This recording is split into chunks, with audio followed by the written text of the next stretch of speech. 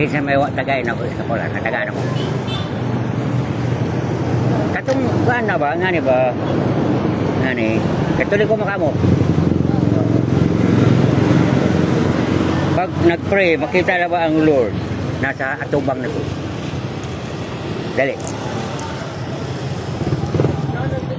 Pag kay Lord, dili ta mauwaw, di ba? Kung madungog mo ang pulong sa Ginoo, ayaw pagahia ang mong kasingkat. Gahi ba dahil? Dali. Sayo na. Dola rin. Ngayon kagpapa Jesus, pasaylo ako. Ang nanay o tatay, ngayon ka pasaylo ka, dili. O siyempre naman, Papa Jesus, di na. Pasaylo ako. Akong mama at papa ko. Piyong mata. Ara, sige na sa piyong. Sige na sa ating tumagal.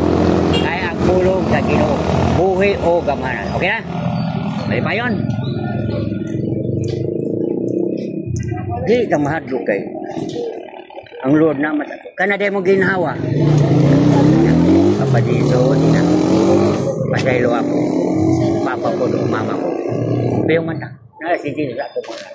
Mahal tayo ni Lord kahit makulit. Okay na? Ay pa yun siya. Kaka mga angel, no? Napod si Mama Mary. Siya may mo pa rin mo nga namatay na. Nanay, tatay, lolo. Lola, saya nga mo lola.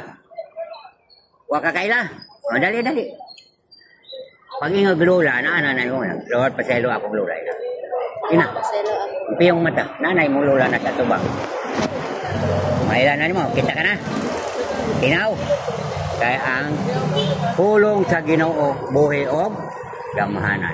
Blessed are those clean of heart, for they will see God. Mapalad ang putli o kasing-kasing kaya makita. Francis de Leon, natin eh. Teacher sa Francis. Ako nang gipre. Hindi kami nag-interview. Huwag pa na may isang taon pasado na siya. Ina.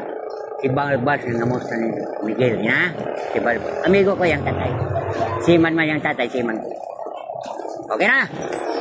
Sir, namusta ni mo. Okay na.